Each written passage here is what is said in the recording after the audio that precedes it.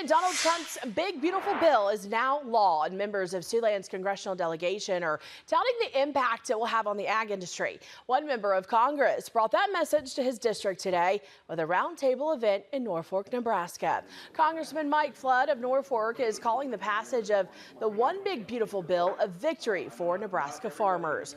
Representative Flood, along with Senator Pete Ricketts, met with the Nebraska Farm Bureau as well as other ag leaders to inform them of the benefits to the industry included in the bill. They spoke about provisions in the bill, such as support for the biofuel industry, protection of livestock, and the ability for farmers to pass down their land to their children without paying estate taxes. Representative Flood said it was important for him to let ag leaders know their concerns are being heard.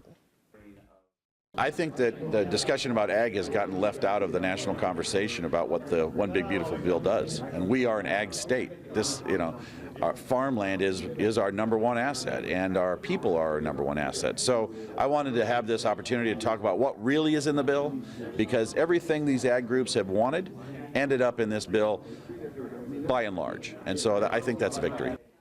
Senator Ricketts says he plans to hold more events traveling around the state speaking with Nebraskans about what's included in the new law.